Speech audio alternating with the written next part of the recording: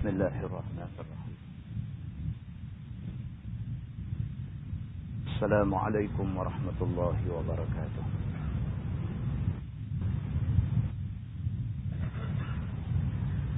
الحمد لله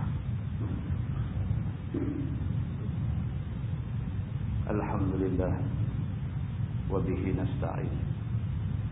أشهد أن لا إله إلا الله وحده لا شريك له، وأشهد أن سيدنا محمدا عبده ورسوله، ونصلي ونسلم على هذا النبي الكريم سيد المرسلين وعلى آله وصحبه أجمعين. أما بعد، أيها المؤمنون اتقوا الله، أوصيكم وإياي بتقوى الله، فقد فاز المتقون. Muslimin dan muslimat, mudah-mudahan dirahmati Allah Subhanahu wa taala. Riwayat daripada Abi Hurairah radhiyallahu anhu, anna Rasulullah sallallahu alaihi wasallam qala rajul la atasaddaqanna bi sadaqah fa kharaja bi sadaqatihi fa wada'aha fi yadi sariq فأصبحوا يتحدثون تصدق الليلة على سارق فقال اللهم لك الحمد لأتصدقن بصدقة فخرج بصدقته فوضعها في يد زانية فأصبحوا يتحدثون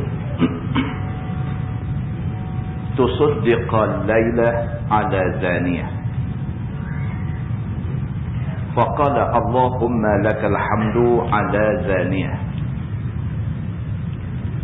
لأتصدقن بصدقة فخرج بصدقته فوضعها في يد غني فأصبحوا يتحدثون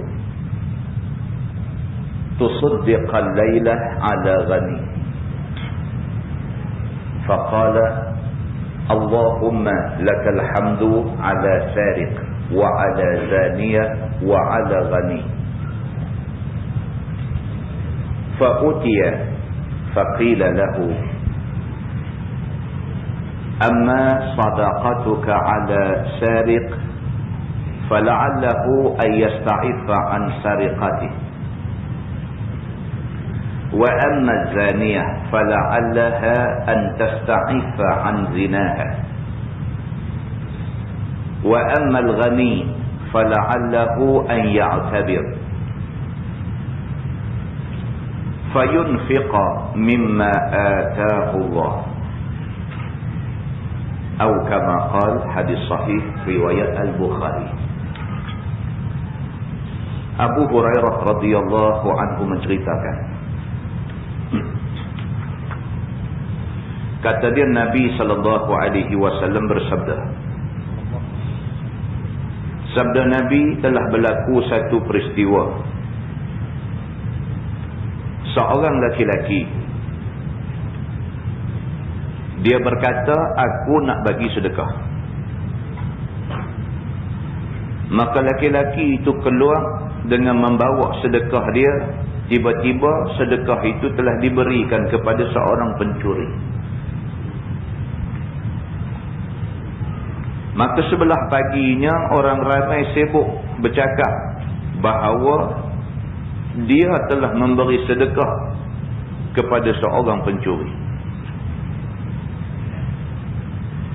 Maka kata laki-laki itu, Allahumma lakal hamdu, ya Allah, ya Tuhan, bagimu segala puji-pujian. Kata dia, la atasaddaqanna bi sadaqah, aku tetap akan bagi lagi sedekah aku. Muslimin dan muslimat yang dirahmati Allah sekalian, Nabi SAW nak cerita dekat kita tentang satu kes, satu peristiwa. Satu orang manusia, dia niat nak buat baik.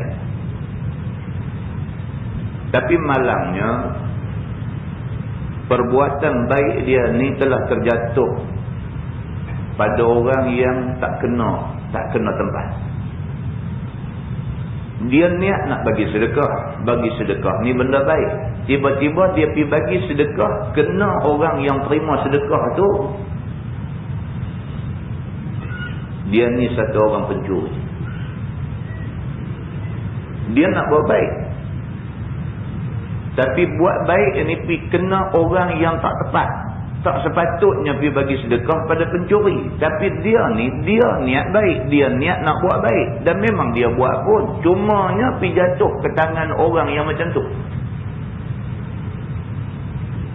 Masyarakat ni memang kerja dia nak ulat aja. Bila jadi benda macam tu, masyarakat kata apalah dia ni, ada duit pergi bagi sedekah pada orang yang macam tu, pergi bagi sedekah pada pencuri, apalah dia ni.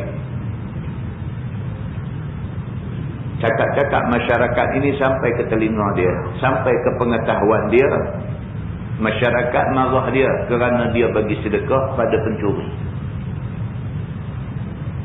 Maka orang yang bagi sedekah ni, dia nak buat apa lagi dah? Benda tu dah bagi dah. Maka dia kata, Allahumma lakal hamdu. Dia kata, ya Allah, ya Tuhan, bagi kamu segala puji-pujian.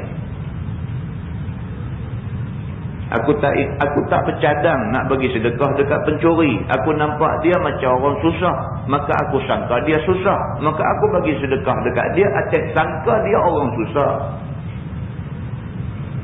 Tiba-tiba orang yang aku sangka susah tu rupa-rupanya pencuri. Allahumma, ya Allah, ya Tuhan, lakal hamdu, bagimu segala puji-pujian. Kalau aku salah, aku minta ampun padamu.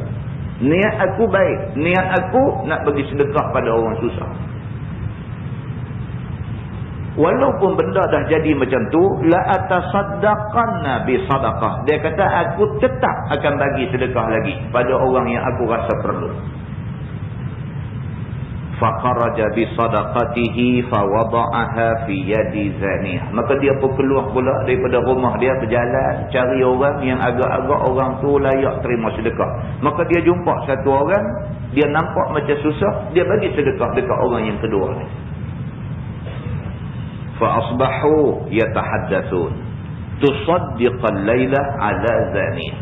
Itu bunyi pula orang berkaduk sembang. Masyarakat berkata pula, apa hal dengan dia ni? Hari tu pergi bagi sedekah dekat pencuri. Ni dengar kata semalam pergi bagi sedekah dekat penzina pula dia ni.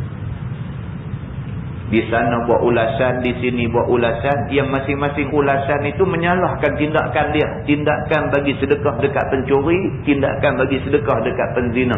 Masing-masing menyalahkan tindakan laki-laki. Maka kata-kata masyarakat, ulasan masyarakat sampai ke telinga dia. Faqala, maka kata dia, Allahumma lakal hamdu ala zaniyah. Kata dia, ya Allah, ya Tuhan, bagi kamulah segala puji-pujian kerana aku telah pun tersedekah kepada seorang penzina. Tapi kata dia, la atasaddaqanna bi sadaqah. Aku tetap akan bagi sedekah lagi lepas pada ni. Walaupun kali pertama aku silap pergi bagi sedekah dekat pencuri, kali kedua aku buat silap lagi, aku bagi sedekah kepada penzina, la atasaddaqanna bi sadaqah. Aku tetap akan bagi sedekah lagi lepasnya. Fa kharaja bi sadaqatihi fa wada'aha fi yadi ghani. Maka dia pun keluar daripada rumah, cari orang yang agak-agak sesuai boleh terima sedekah. Jumpa satu orang, dia pun bagi sedekah dekat kawan tu. Rupa-rupanya orang yang ketiga ni orang kaya. Orang kaya tapi buat kelaku macam susah. Maka dia tengok, dia nilai, dia ukur orang berdasarkan apa yang mata nampak. Dia tak tahu hakikat sebenar orang tu orang macam mana. Maka dia tengok orang tu nampak miskin, nampak macam orang susah, maka dia bagi sedekah. Tiba-tiba orang yang dia bagi sedekah, orang yang ketiga yang dia bagi sedekah ni kena orang kaya. Fa asbahu yatahaddatsun. Masyarakat duk tunggu saja. Lagi sekali bercakap pula. Depa kata dia ni apa hal lah dia. Mula-mula sedekah dekat orang, dekat pencuri, lepas tu bagi sedekah dekat penzina, ini pergi bagi sedekah ke orang kaya pula. Apa hal dengan dia ni? Faqala, bila benda tu sampai ke telinga dia, dia kata, Allahumma lakal hamdu ala sariq wa ala zaniyah wa ala ghani. Dia kata, ya Allah, ya Tuhan, segala puji bagi kamu, kerana aku telah pun terbagi sedekah kepada pencuri, terbagi sedekah kepada penzina, dan terbagi sedekah kepada orang kaya. Ya Allah, kalau apa yang aku buat salah, aku minta ampun padamu. Fa'utiya faqila lahu. Allah Subhanahu wa ta'ala hantar ke dia satu malaikat. Fa'utiya, maksudnya didatangkan kepada dia. Maksudnya didatangkan oleh Allah malaikat pada dia. Faqila lahu, malaikat kata ke dia, amma sadaqatuka ala sariq fala'allahu an yasta'ifa an sariqati. Malaikat kata dekat dia, Tuhan suruh aku habaq dekat kamu, sedekah yang kamu bagi kepada pencuri itu, mudah-mudahan dengan sedekah itu pencuri akan berhenti mencuri. Wa amma zaniyah, dan adapun sedekah yang kamu bagi kepada orang yang suka berzina ni, fala'allaha an yasta'ifa an zinaha, mudah-mudahan sedekah kamu menyedarkan dia dan menyebabkan dia berhenti berzina. Wa ammal ghani fala'allahu an ya'tabira, dan adapun sedekah yang kamu bagi pada orang kaya, mudah-mudahan sedekah kamu itu memberi iktibar pada dia. Muslimin dan muslimat yang dirahmati Allah sekalian, cuba kita tengok hadis ni. Hadis ni yang pertama sekali dia nak bagi tahu dekat kita bahawa kita orang Islam disuruh oleh agama kita, suruh fikir macam mana nak buat baik. Jangan fikir nak komplain aja, fikir macam mana nak buat baik. Apa sumbangan kita untuk agama, apa sumbangan kita untuk masyarakat kita, fikir macam mana nak buat baik. Jangan jadi macam golongan masyarakat tadi. Tengok dia ni buat ni, komplain. Tengok dia ni buat ni, komplain. Tengok dia ni buat ni, komplain. Kamu yang duk komplain ni, apa sumbangan kamu untuk agama? Orang yang kamu komplain tu menyumbang. Kamu yang komplain, apa sumbangan kamu untuk agama? Nabi SAW cerita benda ni dekat kita. Nabi cerita benda ni biasa berlaku kepada satu orang manusia umat dulu. Dia ni telah buat satu benda. Benda yang dia buat tu benda baik. Dia bagi sedekah. Bagi sedekah ni benda baik. Tapi dia pergi bagi silap orang. Tapi dia bertujuan baik. Dia bertujuan nak bagi sedekah. Perbuatan dia yang dicemuh oleh masyarakat ini diakui betul oleh Allah Subhanahu wa ta'ala. Perbuatan dia yang dianggap salah oleh masyarakat ini disahkan betul oleh Allah Subhanahu wa ta'ala.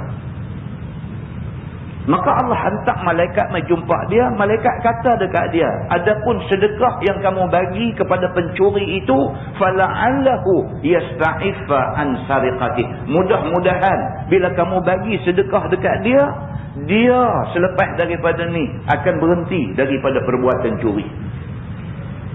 Tuan-tuan, selalu orang jahat ni, dia ada satu perasaan dalam diri dia. Dia rasa orang buang dia.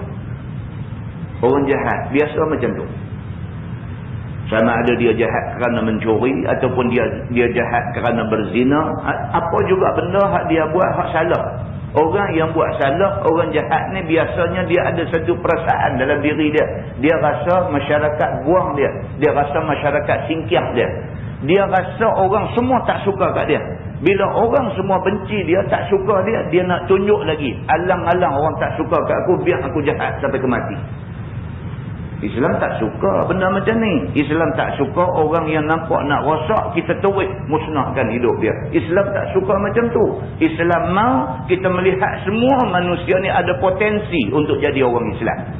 Untuk jadi orang Islam yang mempunyai akhlak Islam. Walaupun lah ni akhlak dia tak elok, tapi kalau kita pergi suar tangan dekat dia, pegang dia, tarik dia mai dekat Islam, kalau dia mai dekat Islam, kita menyumbang dan kita menyelamatkan satu manusia daripada rosak keseluruhan hidup dia. Maka malaikat Allah suruh mai habaq dekat laki-laki ni, kamu bagi sedekah dekat orang-orang yang mencuri, kamu bagi sedekah dekat pencuri ni, mudah-mudahan sedekah yang kamu bagi itu boleh mengubah hidup dia. Dia rasa ada lagi rupanya orang yang sayang dekat dia.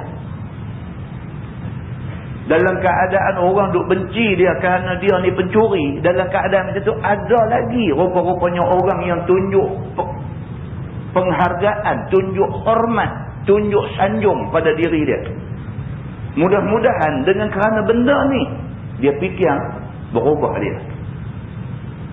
Allah Subhanahu wa taala suruh malaikat mai kata macam tu.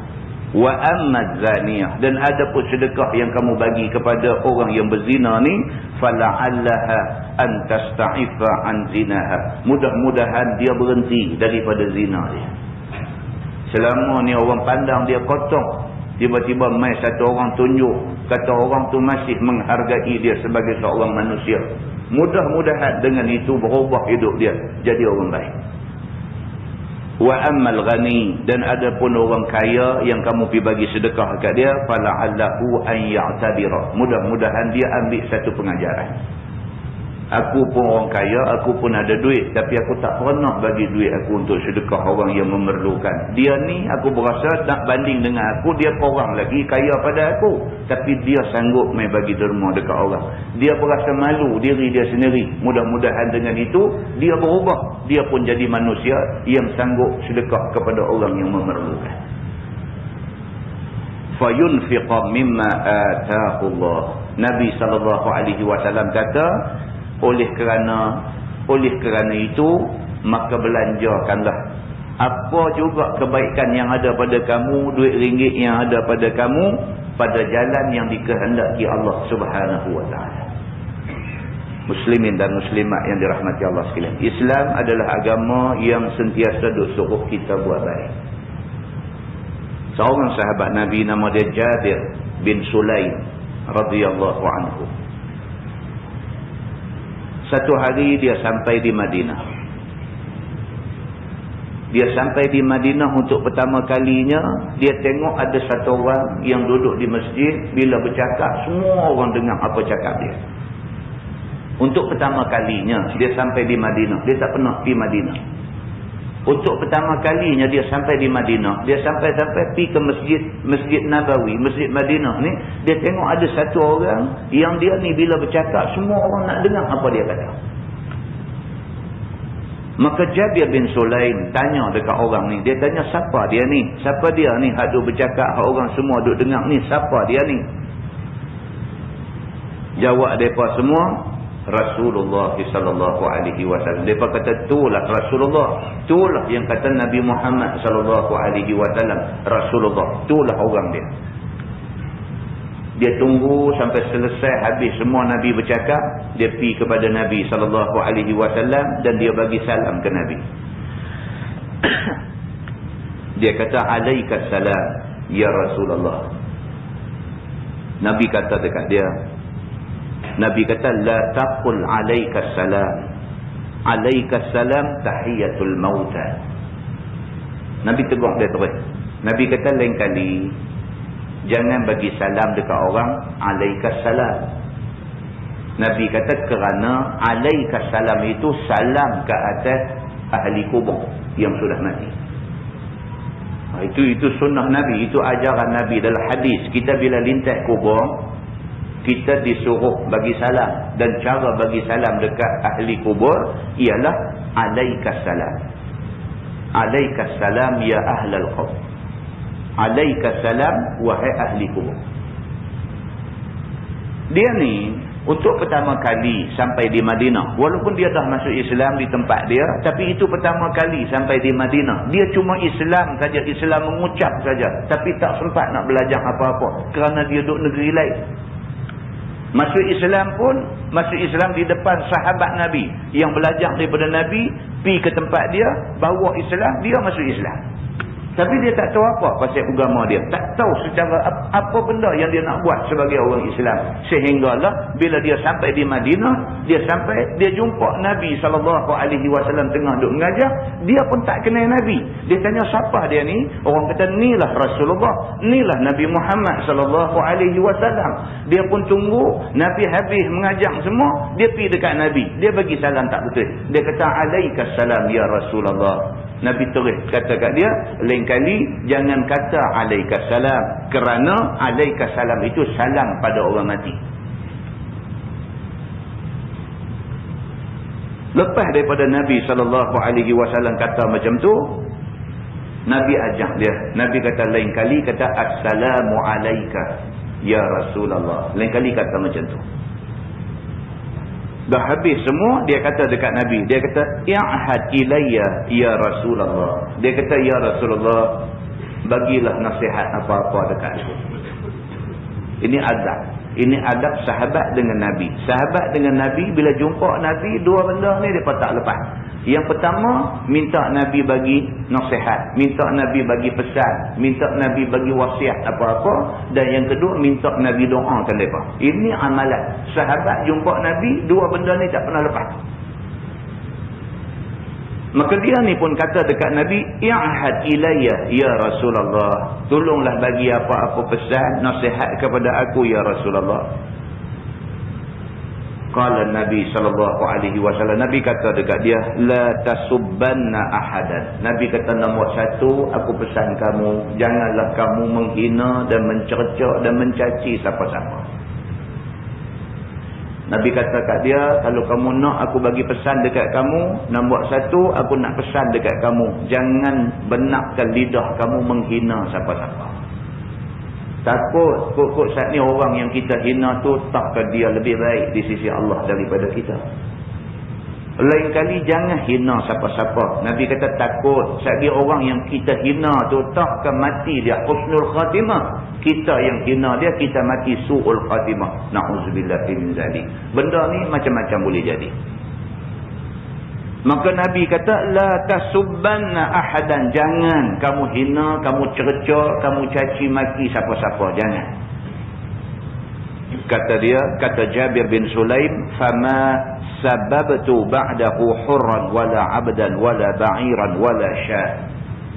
Aku lepas daripada Nabi pesan tu, dia kata aku jaga diri aku cukup-cukup. Aku tidak pernah mencaci, memaki siapa-siapa. Sama ada orang tu orang yang merdeka, ataupun dia satu orang hamba, wala ba'iran, walaupun dia ni seekor unta, wala syah, walaupun dia seekor kambing.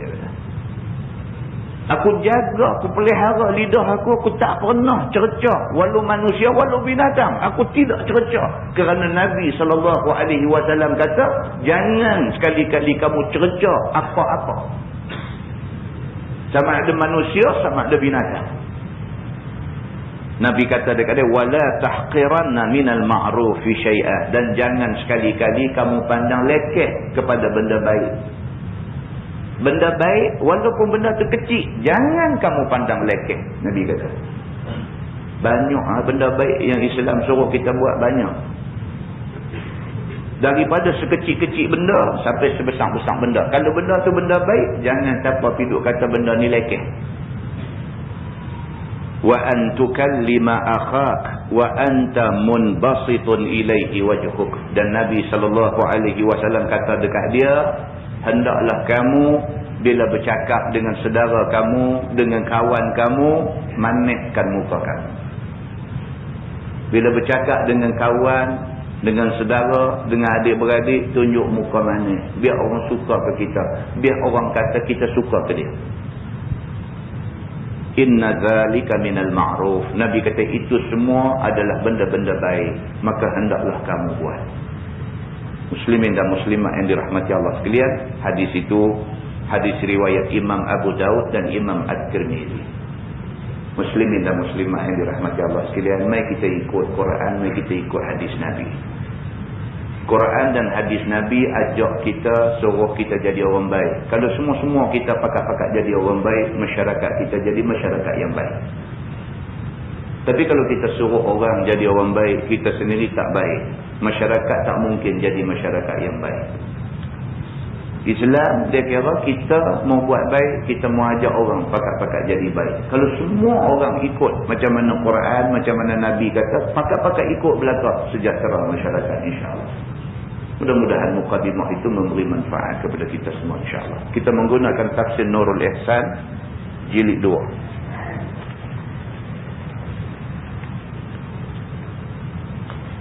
Nurul Ihsan jilid 2.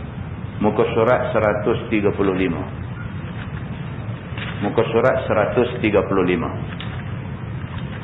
Kita masih lagi berada pada tafsir surah Al-Anfal. Tafsir surah Al-Anfal. Kita sampai pada ayat 70. Firman Allah, a'udzubillahi minasyaitonir rajim. Ya ayyuhan nabi, wahai Nabi, qul liman fi aydikum minal asra, kata olehmu bagi mereka-mereka yang pada tangan kamu daripada segala tawanan itu. Kita sambung ayat yang kita baca bulan lepas. Ayat yang menceritakan tentang perang Badar baru habis. Bila perang Badar dah habis, orang Islam telah pun berjaya menangkap beberapa orang yang menjadi tawanan pada orang Islam. Maka ayat yang kita nak baca pada malam ini, Allah Subhanahu wa ta'ala nak cerita kepada kita tentang apa yang perlu dibuat kepada orang tawanan. Orang tawanan yang berjaya ditawan oleh orang Islam ini, Allah kata dekat Nabi, ya ayyuhan nabi, ya ayyuhan nabi, wahai Nabi, qul liman fi aydikum minal asra, katakanlah olehmu kepada orang-orang tawanan ini, in ya'lamillahu fi qulubikum khaira yu'tikum khaira mimma ukhidha minkum wa yaghfir lakum. Jika ketahui Allah pada dalam hati kamu ada kebajikan, yakni ada iman dan ikhlas, nescaya memberi Allah akan kamu yang terlebih baik daripada barang yang diambil tebus daripada kamu itu. Bahkan digandakan bagi kamu di dalam dunia dan diberi pahala pada akhirat. Ini cerita. Jadi keputusan dah dibuat. Orang-orang tawanan ini akan dibebaskan kalau mereka bayar duit tebusan. Bila Nabi SAW bagi tahu dekat orang-orang tawanan ini bahawa mereka akan dibebaskan dengan syarat bayar duit tebusan. Pak penakan Nabi Al-Abbas, dia salah seorang daripada orang tawanan. Al-Abbas, dia salah seorang daripada orang tawanan. Bila Nabi kata siapa nak bebas kena bayar tawanan, Al-Abbas kata dekat Nabi, dia kata wahai Muhammad, dia kata aku orang Islam. Al-Abbas kata dia orang Islam. Oleh kerana aku orang Islam, maka aku tak mau bayar tebusan. Aku tuntut kamu suruh bebas aku hari ini. Ini ceritanya. Al-Abbas, pak penakan Nabi, dia klaim dekat Nabi. Dia dakwa di depan Nabi, kata dia sebenarnya dah Islam. Dan dia main ni dalam perang Badar ni, dia main bukan niat nak berperang. Dia kata dia sebenarnya dipaksa oleh orang Quraisy suruh main. Dia bukan main dengan redha, dia bukan main dengan kerelaan hati, tapi dia dipaksa oleh Quraisy mesti kena pi. Ditakdirkan Allah pula dia ditangkap pula. Selesai perang Badar dia kena tangkap. Bila dia kena tangkap, bawa pergi ke tempat tahanan. Maka Nabi SAW kata siapa nak bebas kena bayar tebusan. Al-Abbas kata dekat Nabi, dia kata wahai Muhammad, dia kata aku dah pun jadi orang Islam. Aku mai bukan nak perang dengan kamu, aku mai kerana dipaksa. Allah Subhanahu wa taala buat turun ayat ni. Allah kata in ya'lamillahu fi qulubikum khaira, kalau sekiranya Tuhan tahu dalam hati kamu ada kebaikan.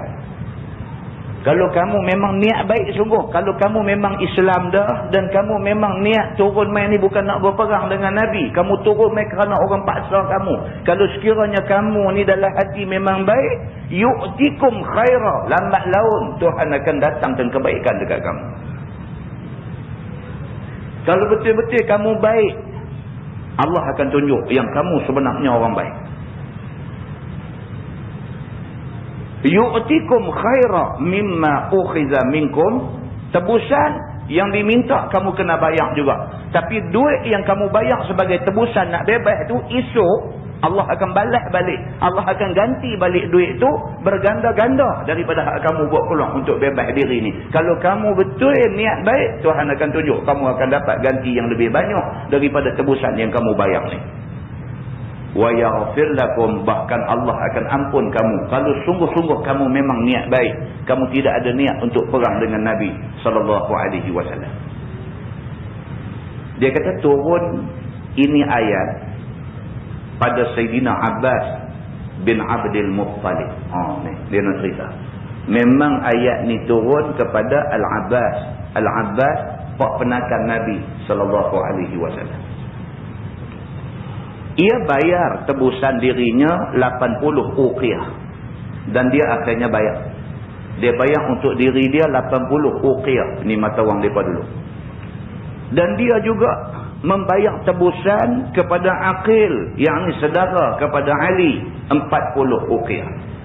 Bukan dia bayar untuk bebas dia saja. Oleh kerana dia orang kaya, dia tolong bayar pula untuk bebas saudara kepada Ali. Dan juga dia bayar untuk tebuih Naufal, anak saudara dia, 40 uqiyah. Bahkan bukan dia tolong tebuih seorang, bahkan dia tebuih 2 orang. Dan jadi rampasan 20 uqiyah yang dibawa oleh Abbas hendak perbuat jamuan Quraisy. Tiba-tiba kena hari perang, maka tiada diperbuat jamuan, sebaliknya duit itu dirampas. Jadi jumlah dia kehilangan berapa? 180 uqiyah semua sekali. Diri dia bayar 80. Kemudian kepada Aqil dia bayar 40. Kemudian Naufal dia bayar 40. Kemudian duit dia bawa pula lagi 20 uqiyah, tujuan nak buat kenduri jamu kepada Quraisy. Tiba-tiba tak ada nak kenduri, pergi jadi perang Badar. Duit tu dirampas sekali oleh orang Islam. Jumlah kerugian dia ialah 180 uqiyah ketika dia nak tebus diri dia daripada tawanan tentera Islam. Dan Islam dia kata sedangkan dia ni sebenarnya telah pun Islam. Al-Abbas ni sebenarnya telah pun Islam. Dia Islam sungguh. Tapi dia masuk Islam, dia sembunyi Islam dia. Tak bagi tahu, tak tunjuk dekat siapa-siapa. Dan dia kekal duduk di Makkah. Dia sembunyi Islam dia. Pasal apa? Kalau dia bagi tahu kata dia Islam, dia nanti kena dengan kafir Quraisy yang ada banyak. Dia Islam, dia sembunyi Islam dia. Bahkan bukan sahaja dia Islam, dia kata. Bahkan Islam juga Aqil dan Naufal. Hak 2 orang, hak dia tebuih ni, dia sebenarnya tebuih pasal apa? Pasal dia tahu mereka ni pun sebenarnya sudah Islam. Maka dia tebuih mereka ni sekali. Kata Abbas, dengan kerana masuk Islam, Allah Ta'ala telah ganti daripada yang diambil itu dengan 20 hamba yang menyiaga dengan harta yang banyak. Sekurang-kurang 20,000 pada seorang. Sungguh, dia kata selepas daripada dia kehabisan duit 180 uqiyah, tiba-tiba Allah Subhanahu Wa Ta'ala bagi rezeki balik kepada duit yang dia hilang tu. Dia dapat 20 orang hamba lepas tu. Ke 20 orang hamba ni bawa barang dagangan dia pergi menyaga dan mereka bawa balik untung yang berlipat ganda.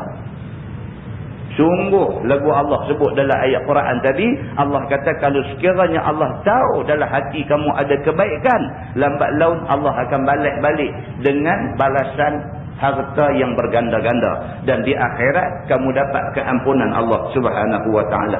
Ayat tu turun dekat dia, rupa-rupanya betul memang dia ni telah Islam, tapi dia sembunyi Islam, dia tak bagi tahu dekat orang lain semua. Muslimin dan muslimat yang dirahmati Allah sekalian. Ini cerita Al-Abbas. Dia lepas pada dia ditangkap, dia ditahan. Dan yang menahan dia, yang duk jaga dia di golongan Ansar. Nabi SAW bila sampai berita dekat dia, kata di antara tawanan itu ada seorang pak penakan dia, Al-Abbas. Nabi terus rasa sangat duka cita. Pak penakan, tuan-tuan, pak penakan. Dua beradik dengan bapa dia, Abdullah, yang dia tak pernah tengok. Bapa dia meninggal sejak dia dalam kandungan mak dia. Dia tak pernah tengok pak dia. Hak ni pak penakan dia, adik-beradik bapa dia. Tak pernah tengok pak, pernah tengok pak penakan pun jadilah. Tiba-tiba pak penakan hak ada ni pula ditangkap pula di dalam perang Badar. Dia ada dalam tawanan sahabat-sahabat Ansar. Nabi SAW bersabda di depan orang-orang ramai semua. Nabi kata, barang siapa yang jumpa dengan mana-mana orang daripada Bani Hashim, mana-mana orang yang jumpa dengan Al-Bakhtari bin Hisham, mana-mana orang jumpa dengan Al-Abbas bin Abdul Muttalib, pak saudara aku, maka janganlah siapa-siapa cuba bunuh mereka ni. Nabi pesan macam tu. Nabi kata, siapa jumpa Bani Hashim, tak kira dia ni siapa, dia keturunan Bani Hashim, maknanya keturunan Nabi, jangan duk buat apa-apa dekat Bani Hashim. Siapa-siapa jumpa dengan Al-Bakhtari bin Hisham, jangan siapa pergi bunuh Al-Bakhtari bin Hisham ni. Dan barang siapa yang jumpa Al-Abbas bin Abdul Muttalib, jangan siapa-siapa bunuh dia ni. Kerana Allah Subhanahu Wa Taala sudah bagi tahu dekat aku bahawa mereka ni orang Islam, jangan siapa pergi buat apa-apa dekat mereka ni. Nabi kata jangan dibunuh mereka ni, kerana mereka ni keluar mai untuk nak jadi perang ni pun keluar kerana dipaksa oleh Quraisy. Bila Nabi SAW kata macam tu, salah seorang sahabat Nabi, nama dia Abu Huzaifah bin Utbah. Salah seorang sahabat Nabi, nama dia Abu Huzaifah bin Utbah. Dia bila dia dengar Nabi kata lagu tu, dia terus cakap. Oh, dia kata, bapa kita, anak-anak kita, saudara-saudara kita, kalau jumpa disuruh bunuh. Tapi pak penakan dia, Al-Abbas, dia kata tak boleh bunuh. Apa cerita ni? Ada juga sahabat Nabi. Ada juga. Dalam ramai-ramai tu ada juga. Padahal yang keluar arahan tu Nabi. Ada juga seorang, dia pergi kata lagu tu. Nama dia Abu Huzaifah. Abu Huzaifah ni, dia tak puas hati. Abu Huzaifah bin Utbah. Dia bila dengar-dengar, dia kata, oh ni tak adil macam ni. Oh, kalau pak kita, even pak kita, dia suruh kita bunuh. Saudara kita, dia suruh kita bunuh. Mepak saudara dia, dia pesan kat kita, kalau jumpa dengan Al-Abbas bin Abdul Muttalib, tak boleh bunuh, dia kata. Ni macam mana ni, dia kata. Abu Huzaifah bin Utbah terus bersumpah. Dia kata, wallahi, demi Allah, kalau aku jumpa Al-Abbas, aku bunuh dia. Oh, dia lawan. Hak Nabi kata, dia lawan, terang-terang. Bangkangan Abu Huzaifah bin Utbah ni, ada orang pergi habaq dekat Nabi SAW. Ada orang pergi jumpa Nabi, dia kata, ya Rasulullah, Abu Huzaifah bin Utbah bersumpah dengan nama Allah, kalau dia jumpa Al-Abbas, pak saudara kamu, dia pasti akan pancung Al-Abbas. Dia bersumpah di depan orang ramai. Nabi SAW bila dengar macam tu, Nabi sangat-sangat sedih. Tadi pak penakan kena tangkap dah sekali sedih. Tiba-tiba pula dengar pula mai dekat telinga dia, salah seorang sahabat dia kata nak bunuh pak saudara dia, walaupun dia dah keluar arahan jangan bunuh Al-Abbas. Ada seorang kata nak bunuh, dia sangat sedih. Dia pergi cari Umar Al-Khattab. Nabi SAW pergi cari Umar Al-Khattab. Nabi kata dekat dia, ya Aba Hafsin, ya Aba Hafs. Sayyidina Umar kata dalam hadis tu, Sayyidina Umar kata, Nabi tak pernah panggil aku dengan nama Abu Hafs, melainkan pada hari itulah pertama kali Nabi panggil aku dengan gelar Abu Hafs. Nabi mai jumpa dia, Nabi kata, ya Aba Hafsin, wahai Umar, maksud dia. Dia kata, masakan ammi Rasulullah SAW nak dipancung orang dengan pedang. Ini hadis ni dalam tafsir Ibnu Katsir. Nabi pergi kata kat Sayyidina Umar, dia kata, masakan. Dia kata, tak mungkin. Dia kata, pak saudara aku orang nak pancung. Nabi SAW kata macam tu. Umar Al-Khattab bila dengar Nabi kekasih dia mai lapor benda tu dekat dia, dia kata, ya Rasulullah, izinkan aku kalau aku jumpa Abu Huzaifah bin Utbah ni, aku pancung dia kerana dia munafik. Oh, ni yang kata Umar ni.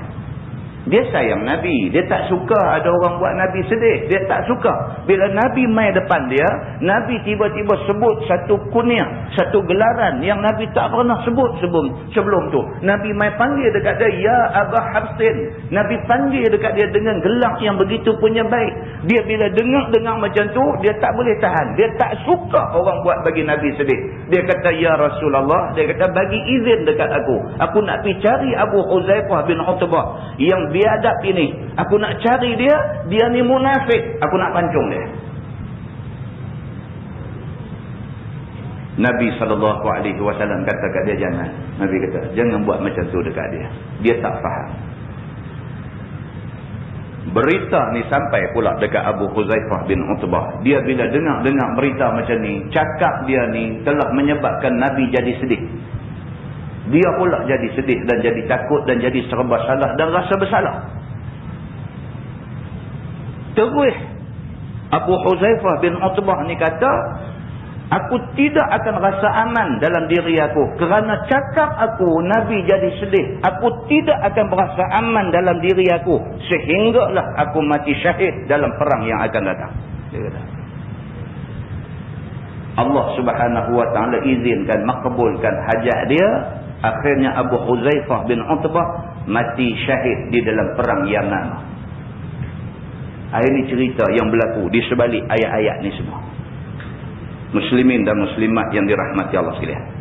Kemudian dia bawa kat kita sini, dia kata, maka sebab Islamnya, yakni Islam Al-Abbas itu, ialah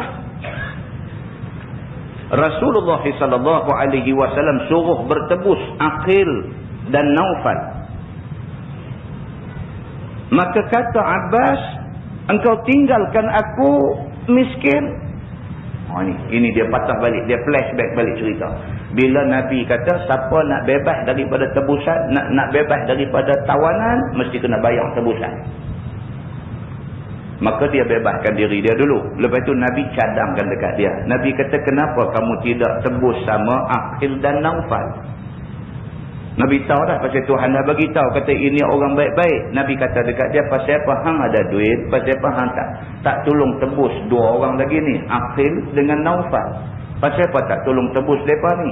Bila Nabi kata lagu tu, Al-Abbas jawab. Dia kata, engkau tinggal aku miskin, hang nak suruh aku jadi papa perdana. Dia kata, duit ada ni pun tak apa duit, suruh pergi tebus semua orang. Dia kata, nak bagi aku jadi miskin. Dia kata dekat Nabi macam tu. Maka sabda Nabi SAW, di mana harta yang engkau beri pada isteri engkau, Ummul Fadl, waktu engkau keluar ke Badar itu? Nabi SAW kata dekat dia, Nabi kata, dia kata, jangan duk cakap macam tu, aku tahu hang ada duit. Nabi kata, hari tu masa hang nak keluar daripada rumah, nak mai ke Badar ni, bukankah hang ada tinggal sejumlah duit yang banyak kepada isteri hang yang bernama Ummu Fadl? Hang ada tinggal duit dekat bini hang. Dan hang tinggal duit tu pula duit yang cukup banyak. Engkau pesan kepada isteri engkau supaya buat belanja kepada Abdullah dan Ubaidillah dan Fadl dan Khusham, iaitu anak-anaknya. Nabi kata, duit yang hang tinggal dekat mak penakan hang, duit yang hang tinggal dekat isteri hang ni, hang pesan suruh guna duit tu buat belanja bela anak-anak semua. Maka kata Abbas, di mana engkau tahu? Al-Abbas bila dengar Nabi kata hang ada duit, hari tu masa hang nak keluar mai ke perang Badar ni, duit hang tinggal dekat bini hang buat belanja anak-anak. Dia dengar lagu tu, dia sudah terkejut. Dia kata dekat Nabi, dia kata, di mana engkau tahu? Macam mana boleh tahu duit aku ada tinggal dekat isteri aku? Maka sabda Nabi SAW, Jibril khabar kepada aku. Nabi kata, Jibril khabar dekat aku, hang ada duit banyak, hang tinggal duit tu dekat isteri hang. Hang kata dekat dia, kalau jadi apa-apa dekat aku, duit ni guna buat belanja untuk bela anak-anak kita. Jibril mai habaq dekat aku benda ni. Maka kata Abbas, asyhadu an la ilaha illallah wa annaka abduhu wa rasuluh. Dia mengucap lagi sekali di depan Nabi SAW, yang mengucap itu mengesahkan bahawa dia memang sudah masuk Islam. Sebelum tu pun dia kata dia dah masuk Islam, dan Nabi pun tahu. Ni lagi sekali dia kata di depan Nabi SAW, asyhadu an la ilaha illallah wa annaka abduhu wa rasuluh. Aku naik saksi tidak ada Tuhan melainkan Allah, dan kamu ni adalah hamba Allah dan Rasulnya. Firman Allah Subhanahu wa taala, wallahu ghafurur rahim. Dan Allah Subhanahu wa taala amat mengampuni lagi amat rahim. Allah Subhanahu wa taala Tuhan Maha Pengampun lagi Maha Penyayang. Firman Allah, wa in yuridu khiyanatak faqad khanu Allah min qablu fa amkana minhum. Dan jika kehendak mereka itu, yakni tawanan perang itu akan khianat engkau, yakni dengan menzahirkan perkataan kami redha dengan Islam, maka sesungguhnya pun telah khianat mereka akan Allah dengan kufur daripada dahulu, daripada perang Badar itu. Maka memperdapat ia akan dikau daripada mereka itu di Badar, iaitu bunuh dan tawan. Tuhan kata apa? Tuhan kata kalaulah mereka ni bohong kamu, dah kena tangkap mengaku kata dah Islam. Kalaulah kata mereka ni nak buat khianat kat kamu, mereka nak bohong kamu, mereka nak tipu kamu, itu benda biasa. Tuhan kata faqad khanullah min qabl. Kerana sebelum daripada ni pun mereka, Allah pun sanggup mereka khianat, ni kan pula kamu. Tuan-tuan, manusia ni kalau dengan Tuhan dia buat main-main, dengan manusia tak ada apa-apa. Ni yang kata manusia ni, kalau dengan Tuhan dia boleh buat main-main. Perintah Allah dalam Quran dia boleh buat main-main. Janji yang dia dah buat dengan Allah, seperti mana yang disebut dalam Quran, dia boleh buat main-main. Dia nak jaga janji dia dengan kita. Dengan Allah buat main-main, dengan manusia dia nak takut. Sekali-kali dia tak akan takut dekat manusia, kalau Allah pun dia tak takut. Maka Allah sebut dalam ayat ni, wahai Muhammad, kalau sekiranya kamu bimbang mereka ni khianat kamu, mereka ni tipu kamu, kata mereka dah Islam, tak usah bimbanglah. Allah kata pasal apa? Pasal mereka ni sebelum perang Badar ni pun Allah pun mereka dah khianat. Ni kan pula kamu manusia utusan Allah. Allah kata tak usah bimbang tentang orang-orang yang macam ni nak buat khianat dekat kamu. Wallahu alimun hakim. Allah Ta'ala Tuhan yang amat tahu, lagi amat hakim, bijaksana. Tuhan tahu, tak usah bimbang. Sama macam kes di antara Sayyidina Ali bin Abi Talib apabila berlaku perang dengan Muawiyah bin Abi Sufyan. Angkat Quran yang menunjukkan kata dia nak berhenti perang dan nak berdamai. Sayyidina Ali bin Abi Talib bila tengok Muawiyah angkat Quran, Sayyidina Ali percaya terus dah, Muawiyah ni nak berdamai, nak balik pada jalan Allah. Ali pun tak suka nak pergi jadi perang dengan Muawiyah, kerana Ali kenal siapa Muawiyah. Tapi kerana wujudnya pihak ketiga, Abdullah bin Sabah, Abdullah bin Ubay bin Salul dan koncu-koncu mereka ni yang terlibat di dalam mengapi-apikan di antara sama-sama orang Islam sampai jadi bergaduh, sampai jadi berperang dan sebagainya, maka berlakulah peperangan antara Sayyidina Ali bin Abi Talib dengan Muawiyah bin Abi Sufyan. Sayyidina Ali perang ni pun perang dalam kata hati tak senang, hati tak suka ni, berlaku perang antara sama-sama yang mengucap kalimah syahadah ni. Tiba-tiba pula Muawiyah angkat Quran. Sayyidina Ali bin Abi Talib bila tengok Muawiyah angkat Quran, cepat-cepat dia kira nak terima perdamaian. Pasal dia pun tak suka berlaku perang. Muawiyah pun tak suka berlaku perang.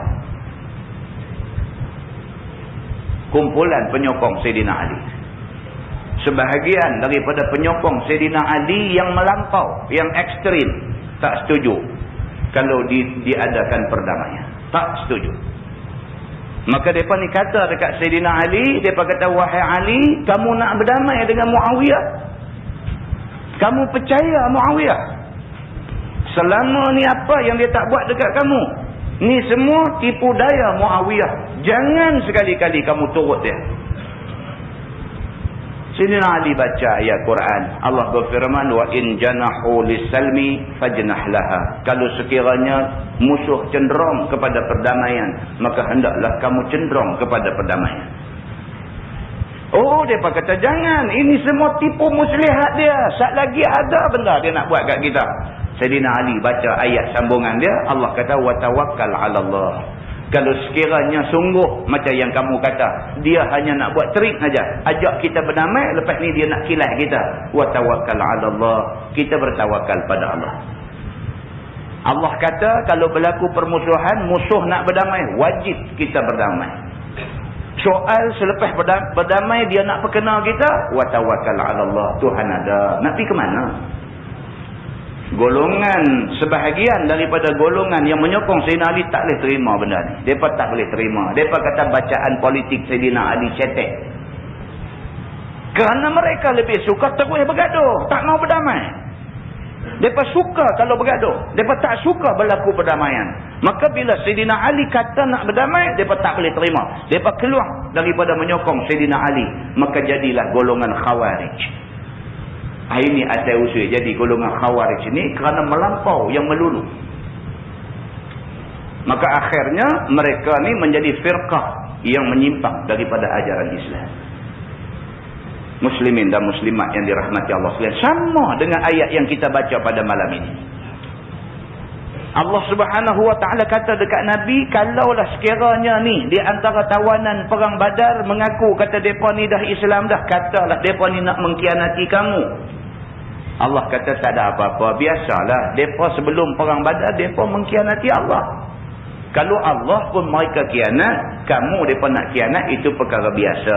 Tapi soalnya sekarang ni kamu serah benda ni kepada Allah. Wallahu alimun hakim. Allah Tuhan yang Maha mengetahui, Allah Maha bijaksana. Firman Allah, innal ladzina amanu wa hajaru wa jahadu bi amwalihim wa anfusihim fi sabilillah wal ladzina awaw wa nasaru ulaika ba'duhum awliya'u ba'dhin. Bahawasanya segala mereka yang beriman dan mereka yang hijrah ke Madinah dan bersungguh-sungguh berjihad mereka dengan harta dan diri mereka itu pada berperang pada jalan meninggikan agama Allah, iaitu segala muhajirin Mekah dan segala mereka yang mempertahankan mereka itu akan Nabi sallallahu alaihi wasallam dan tolong mereka itu akan Nabi mereka, yakni segala Ansar dan orang-orang Madinah. Bermula sekalian mereka itu setengah wali kepada setengah, pada tolong menolong dan juga pada pesaka.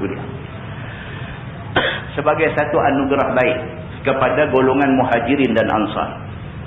Dua-dua ni jasa cukup besar. Bukan pada Nabi, bukan pada Islam, bahkan pada kita hari ini. Muhajirin dan Ansar, dua-dua berjasa besar dalam Islam. Muhajirin jasa dari segi apa? Dari segi ikut perintah Nabi dan sama-sama hijrah tinggal Mekah nak pergi ke Madinah. Bukan senang tuan-tuan. Kita hari ni kalau orang tukar kita daripada Pulau Pinang hantar pergi Pahang misalnya, rasa lagu mana? Tu dalam keadaan pi boleh sewa trailer bawa habis semua bangku meja lesung tumbuk pun boleh bawa pi. Tu pun tak habis. Orang tukar kita daripada Pulau Pinang suruh pergi kerja di Pahang. Kita berasa macam mana? Allahu Akbar. Berasa berat sungguh nak tinggal negeri tanah tumpah darah kita. Kita berasa berat nak tinggal. Sahabat-sahabat Nabi dulu Allah suruh mereka hijrah daripada Mekah pergi ke Madinah. Pergi mereka saja. Tinggal harta kekayaan semua tak boleh bawa. Nak buat keputusan untuk nak hijrah pergi ke Madinah atas perintah Nabi ni, Allah yang mengetahui beratnya hati ni. Namun kerana perintah Allah, kerana Nabi suruh, mereka tinggal segala benda yang mereka sayang di Mekah, mereka pergi ke Madinah kerana sayang Allah dan sayang Nabi lebih daripada sayang benda-benda yang nampak depan mata. Allah menilai segala pengorbanan yang para sahabat muhajirin buat. Allah nilai mereka. Sahabat Ansar lebih-lebih lagi. Dia ada di Madinah. Nabi mai sambut Nabi. Tala'al badru alaina. Tala'al badru alaina ni ucapan penduduk Madinah apabila Nabi mula-mula sampai di Madinah. Nabi jijak-jijak kaki di Madinah ni pakat 1000 Nabi masing-masing tawarkan rumah mereka untuk Nabi duduk. Sampai Nabi SAW tak tahu nak buat keputusan nak duduk rumah siapa. Kerana harapan tiap-tiap orang sahabat ni sama tinggi. Sekira-kira kalau Nabi pilih rumah dia ni, hak lain kecil hati. Kalau Nabi pilih rumah dia ni, hak lain kecil hati. Nabi susah macam ni. Punya besarnya hati mereka sambut Nabi SAW. Manusia yang dibenci oleh orang kampung dia sendiri, tiba-tiba orang Madinah punya sayang dekat dia. Sehinggalah Nabi lepas unta dia, suruh unta dia pilih rumah siapa nak duduk. Unta Nabi SAW jalan sampai depan rumah Abu Ayyub Al-Ansari. Unta duduk depan pintu rumah Abu Ayyub. Nabi kata, siapa tuan rumah ni? Abu Ayyub punya seronok. Macam nak lompat. Dia kata, rumah saya ya Rasulullah. Nabi kata, kalau kamu izinkan aku duduk rumah kamu untuk tempoh beberapa hari. Allahu Akbar. Tu yang dia nak pun. Nabi duduk rumah Abu Ayyub, orang lain pun tak boleh nak marah. Pasal bukan Nabi buat keputusan, unta Nabi pilih rumah tu. Tu dia, Nabi punya nak berlaku adil kepada sahabat-sahabat dia, jangan kecil hati. Muslimin dan muslimat yang dirahmati Allah sekalian. Sambutan mereka bukan sahaja takat nak bagi Nabi duduk di rumah mereka. Yang kata sahabat Ansar ni, sampai ke peringkat Nabi kata apa? Sami'na wa ata'na. Kami dengar, kami taat. Sehingga kan Nabi kata di kalangan kamu, orang-orang Ansar, orang-orang Madinah, kalau sekiranya kamu ada isteri lebih daripada seorang, kamu bagilah mana-mana isteri kamu kepada sahabat-sahabat kamu yang datang daripada Makkah. Sahabat Ansar dengar Nabi kata macam tu, bangkit pi dekat sahabat Muhajirin ni, sahabat Mekah ni, tunjuk isteri ada 3, tunjuk 3. Kamu berkenan yang mana, kamu habang, aku bagi hak kamu berkenan. Kalau kita kelas lagi. Ni dah. Mereka kata pilih. Kamu mau hak mana? Hak tu aku bagi. Sahabat Muhajirin ni pun kalau boleh tak mau. Dah. Tunjuk hak mana. Sebab Rasulullah suruh. Tunjuk juga mereka ni. Tunjuk. Terus dia kata dekat bini. Hak sahabat dia tunjuk ni. Dia kata aku cerai kamu talak 1. Habis Aidah kamu kahwin dengan dia ni. Bagi tuan-tuan. Nak contoh apa lagi? Kalau minta duit bagi, biasa. Kalau minta rumah bagi, biasa. Kalau minta anak bagi, biasa. Minta isteri, dia apa bagi? Sahabat Ansar yang berkorban sampai ke peringkat itu, dihargai oleh Allah Subhanahu Wa Taala. Allah sebut mereka ni dalam ayat Allah. Dalam Quran, Allah sebut kemuliaan mereka ni semua. Bahkan lebih daripada itu, Islam menurunkan satu syariat pada masa itu. Di antara sahabat Ansar, orang Madinah, dengan Muhajirin yang mai daripada Mekah ke Madinah. Setelah mereka ni disedarakan oleh Nabi SAW, persaudaraan itu membawa kepada boleh menerima pesaka. Boleh terima pesaka. Nabi jadikan mereka sedara. Sedara ni sebenarnya sedara angkat saja. Disedarakan oleh Nabi SAW. Tapi Allah turunkan satu syariat pada masa itu. Di antara Muhajirin dan Ansar, boleh pesaka mempesakai di antara satu sama lain. Yang kemudiannya dimansuhkan hukum itu selepas daripada itu. Itu dia. Ini Allah Subhanahu Wa Taala tunjuk kemuliaan orang-orang yang turut perintah Allah, sama-sama hijrah dan sama-sama tolong Nabi dia, Nabi Muhammad sallallahu alaihi wasallam. Firman Allah, walladzina amanu wa lam yuhajiru ma lakum min walayatihim min syai'. Dan segala mereka yang beriman tapi tidak hijrah ke Madinah, nescaya tiada bagi kamu daripada bertolong-tolong mereka itu akan sesuatu. Hatta yuhajiru, sehinggalah hijrah mereka ke Madinah. Itu dia. Allah marah dekat orang yang tak sanggup hijrah. Allah perintah suruh hijrah, ada sebahagian tak sanggup. Tak sanggup pasal sayang rumah dia, pasal sayang segala-gala yang dia miliki di Mekah. Dia Islam tapi dia tak sanggup nak berhijrah. Allah Subhanahu Wa Taala tunjuk yang Allah Subhanahu Wa Taala tak suka orang yang tak ikut perintah dia. Maka Allah kata dalam ayat itu, maka sekali-kalilah kamu jangan tolong orang-orang yang tidak mau berhijrah sehinggalah mereka berhijrah. Wa inistansarukum fid din fa'alaikumun nas. Dan jika minta tolong mereka itu akan kamu pada jalan agama, maka wajib atas kamu itu beri pertolongan.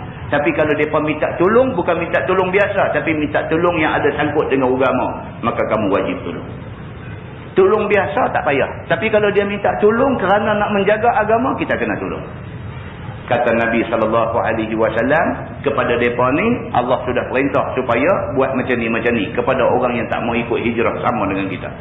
Illa ada qaumin bainakum wa bainahum mitsaq, melainkan atas kaum yang ada antara kamu dan mereka itu perjanjian, maka jangan kamu batal perjanjian itu dengan bagi pertolongan pada muslimin yang tiada hijrah itu.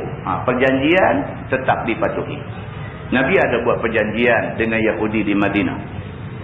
Janji kalau sekiranya musuh nak serang orang Islam di Madinah, orang Yahudi jangan sekali-kali bantu musuh yang nak serang orang Islam. Itu perjanjian. Perjanjian mesti dihormati. Tapi ternyata Yahudi selepas daripada itu, dia punggah perjanjian itu. Dia bantu orang kafir ketika orang kafir nak serang Islam. Begitu. Firman Allah, wallahu bima ta'maluna basir. Dan Allah Ta'ala dengan barang yang kamu beramal itu Allah amat melihat. Hampa buat apa pun Tuhan tengok. Dia kata. Firman Allah, wallazina kafaru ba'duhum awliya'u ba'din. Tuan-tuan dengar ayat ni baik-baik. Allah Subhanahu wa Ta'ala kata, wallazina kafaru ba'duhum awliya'u ba'din. Dan segala orang kafir, setengah mereka wali kepada setengahnya pada bertolong-tolongan dan pada pesaka. Maka tiada antara kamu dengan kafir itu pesaka. Ayat ni Allah Subhanahu wa Ta'ala nak bagi satu pengajaran dekat kita. Allah kata wallazina kafaru ba'dhum awliya'u ba'din. Kafir ni sama-sama dia tolong. Tuan-tuan tengoklah ni. Tuan-tuan sebutlah kafir apa? Dia Yahudi ke? Dia Nasara, Kristian ke? Dia Hindu ke apa ke? Atas nama kafir mereka bersatu. Orang Islam tak lagu tu. Orang Islam boleh tengok saudara dia di Palestin duk kena bunuh hari-hari. Sedangkan yang duk keliling Palestin itu Jordan, Syria, Lebanon. Semua ni negeri orang Islam. Hak duk kena ratah jadi lauk tu orang Islam. Negeri-negeri besar ada keliling ni, segala Syria, Lebanon apa semua, Mesir apa semua ada keliling ni, semua ni negeri yang diperintah oleh orang Islam yang ada kekuatan tapi tak mau nak bersatu, nak tolong tu tak mau. Tapi orang kafir ni maksudnya kira agama apa? Tu kira dia Yahudi ke, dia Nasrani ke apa ke, depa bersatu di atas agama kafir. Kalau sekiranya yang kena tu Hindu di India, mereka yang Yahudi dengan Nasrani ni mai tolong. Kalau yang kena tu Yahudi, Kristian Ortodok di Britain mai tolong. Pada Kristian dengan Yahudi bukan sama, bukan satu agama lain. Tapi yang kena tu kafir, bukan Islam. Mereka tolong. Yang kena tu Yahudi, Kristian satu dunia tolong. Yang kena tu Kristian, Yahudi dan seluruhnya tolong. Yang kena tu Islam, orang Islam tak tolong. Orang kafir memang tak tolonglah. Ini yang berlaku. Rupa-rupanya Allah sebut benda ni dalam Quran. Allah kata wallazina kafaru ba'dhum awliya'u ba'din. Orang-orang kafir itu depa sama-sama depa ni tolong-menolong cukup kuat. Muslimin dan muslimat yang dirahmati Allah. Kita kata lagu kita sinilah.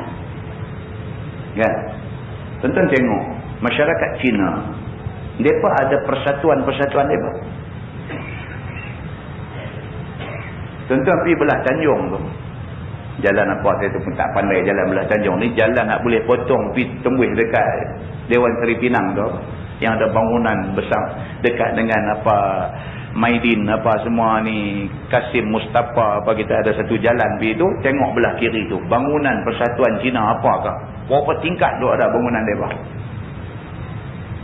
tu. Dalam keadaan mereka ada Hokkien, ada apa macam-macam tu, dia cari juga platform nak bersatu, dia cari juga platform untuk mereka bersatu. Islam tak boleh, tuan-tuan. Hasad dengki cukup dahsyat. Sama-sama Islam, sama-sama satu bangsa. Hang dai aku dai hang. Hang rebah aku pijak. Dah aku pijak aku lompat atas belakang hang. Dah lompat hang nak bangkit lagi aku rimbuk hang bagi jatuh. Aku tenggalah atas belakang hang. Oh, ni yang kata orang Islam sama orang Islam. Hasad dengki dia cukup dahsyat. Cukup dahsyat. Muslimin dan muslimat yang dirahmati Allah sekalian, apa satu kebaikan kita dapat daripada hasad dengki, permusuhan yang tebal tak tentu puncanya? Muslimin dan muslimat yang dirahmati Allah sekalian, Allah sebut ayat ni dalam Quran. Allah nak suruh orang Islam bila baca ayat ni buka minda dia. Tu dia yang kata orang kafir depa tak betul, tapi depa bersatu atas tak betul depa. Orang Islam hak betul ni tak boleh nak bersatu dia atas kebenaran. Allah Subhanahu wa taala berfirman dalam Quran, wallazina amanu wa hajaru wa jahadu fi sabilillah, dan segala mereka yang beriman itu tak mana sih ada lagi, illa taf'aluhu takun fitnatun fil ardi wa fasadun kabir.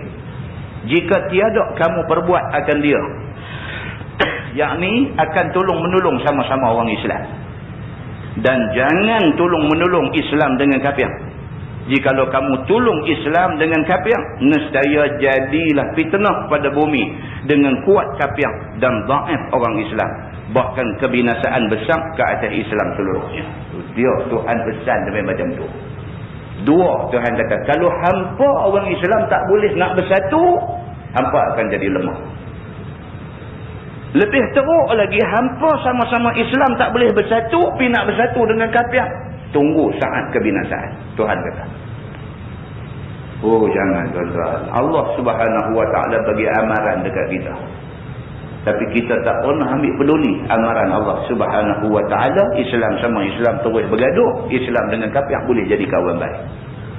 Firman Allah Subhanahu wa taala, wallazina amanu wa hajaru wa jahadu fi sabilillah, dan segala mereka yang beriman dan hijrah mereka itu ke Madinah, dan sungguh-sungguh berjihad mereka pada jalan agama Allah. Ini orang Makkah yang berpindah ke Madinah yang dinamakan muhajirin. Tuhan turun ayat ni spesifik untuk orang-orang yang berhijrah sama-sama dengan Nabi ke Madinah. Wallazina awaw wa nasaru, dan segala mereka yang pelihara, pertahan, bela Nabi SAW dan tolong mereka itu akan Nabi SAW, yakni ini orang Madinah yang dinamakan Ansar. Tuhan sebut khusus muhajirin dengan Ansar. Dua-dua ni Allah Subhanahu wa taala kasih dekat depa.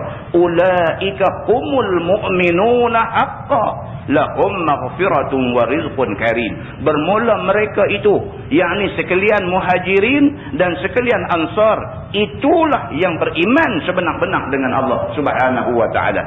Bagi mereka itu ampunan daripada Tuhan mereka dan rezeki yang mulia di dalam syurga. Itu dia. Tuhan nak abang apa? Buat baik, kok mana pun aku balas baik. Tuhan kata. Pengorbanan yang dibuat oleh muhajirin yang sanggup tinggal harta benda, kekayaan, adik-beradik, keluarga di Mekah kerana perintah Allah suruh pergi Madinah. Pengorbanan mereka, Tuhan kata aku pasti balas. Dunia akhirat aku pasti balas. Seperti mana orang Ansar, orang Madinah yang sanggup berhabis harta nak tolong saudara-saudara yang mai daripada Makkah. Mereka ni juga Tuhan kata aku akan pastikan mereka dapat balasan baik dunia akhirat. Begitu. Maka tiada perlu bersusah payah dan tiada perlu berpenat padanya, yakni pada mendapatkan nikmat syurga Allah Subhanahu wa taala. Esok tak payah susah payah, Allah bagi apa yang dia mau dalam syurga. Firman Allah, wallazina amanu min ba'du wa hajaru wa jahadu ma'akum, dan segala mereka yang beriman daripada kemudian, segala orang yang dahulu Islam dan hijrah mereka itu ke Madinah, dan bersungguh-sungguh mereka itu pada meninggi agama serta yakni bersama-sama dengan kamu, faulaika minkum, maka mereka itu daripada kalangan kamu juga. Maksudnya hijrah yakni pindah ke Madinah dua kali hijrah. Dia kata ada dua. Mulanya daripada masa Nabi SAW hijrah sampailah kepada Suluh Hudaibiyah. maka dinamakan orang itu orang-orang yang sabiqin, iaitu orang yang dahulu beriman dan dahulu hijrah. Manakala generasi kedua ialah orang yang berhijrah kemudian daripada sulh Hudaibiyah, iaitu kemudian daripada tahun yang ke-6 hijrah itu sampailah kepada Futuh Makkah, sampailah pembukaan kota Makkah. Orang yang hijrah Madinah ni ada dua golongan. Satu, hak masa Nabi suruh hijrah, mereka hijrah. Itu golongan yang pertama. Hak ni dipanggil as-sabiqun al-awwalun. Mereka ni golongan yang cukup best, cukup hebat, cukup bagus. Allah kata mereka ni bagus dalam Quran. Ni golongan pertama. Nabi habang kata Allah suruh kita hijrah ke Madinah. Dengar Nabi habang tu siap apa boleh bawa terus hijrah. Ini nombor satu bagus. Nombor dua, dia kata golongan yang masuk Islam tapi tak sanggup lagi nak hijrah. Duk tunggu saat. Sehinggalah dah 6 tahun dah Nabi dengan sahabat-sahabat duk ada di sana. Baru mereka hijrah ke Madinah. Ini juga golongan yang baik. Tapi nak banding dia ni dengan golongan pertama jauh lebih baik. Begitu. Maka kemudian daripada Futuh tiada hijrah lagi. Selepas daripada Mekah ni Nabi masuk, Nabi buka kota Mekah. Selepas daripada tu tak ada lagi dah hijrah ke Mekah. Tak ada lagi dah. Kerana sudah jadi Mekah itu kampung Islam. Pasal masa tu Mekah dah jadi kampung Islam, nak hijrah pergi mana lagi? Perintah hijrah ni pasal Mekah tu dikuasai oleh kafir Quraisy. Maka dengan kerana tu orang Islam disuruh pindah pergi ke Madinah. Selepas daripada Makkah dibuka, Islam dia tak guna perkataan jajah, dia guna perkataan buka. Futuh, dia kata Fathu Makkah, pembukaan kota Makkah. Dia tak kata jajah. Kalau lain daripada Islam dia kata jajah. Malaysia pernah dijajah oleh Portugis. Portugis kita tak kata dia membuka Malaysia, dia menjajah Malaysia. Tapi Islam kalau dia ambil satu negeri, Islam tak menjajah negeri, tetapi Islam membuka negeri itu. Maksudnya apa? Bila Islam berkuasa, Islam membuka hati rakyatnya untuk tunduk kepada Allah Subhanahu wa taala. Maka Islam dia tak panggil jajah, dia panggil buka. Maka Nabi SAW bila dia balik dia buat comeback ke Mekah. Nabi balik ke Mekah itu dia panggil hari pembukaan kota Mekah. Walaupun Mekah dah lama dah, tapi Nabi masuk tu baru dia anggap Mekah dibuka, iaitu Mekah dan penduduk Mekah dibuka hati mereka untuk nak terima Islam sebagai cara hidup mereka yang baru. Selepas daripada hari pembukaan kota Mekah, tak ada siapa boleh hijrah lagi dah. Hijrah tak disuruh lagi dah. Pasal apa? Pasal Mekah sudah jadi Darul Islam, sudah menjadi negeri Islam. Contoh hari inilah, hari pembukaan kota Mekah inilah anak Abu Jahal masuk Islam. Hari ini. Hari pembukaan kota Mekah ni anak Abu Jahal. Nama dia Ikrimah. Ikrimah bin Abi Jahlin. Hari ni dia masuk Islam. Bila dia tengok Nabi masuk dalam Mekah, dia selama ni kepala otak dia dah kena poison, dah kena racun dengan orang-orang yang menjadi pengikut bapak dia dulu. Start daripada bapak dia dah rosak kepala otak dia sehingga dia melihat Nabi Muhammad dan orang Islam ni sebagai pengganas. Dia ni sampai rosak kepala, sampai dia tengok Nabi Muhammad dan orang Islam ni pengganas.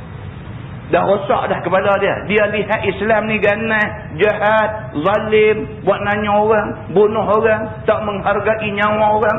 Dia ni kepala dia dah set dah Islam jahat. Ikrimah anak Abu Jahal ni.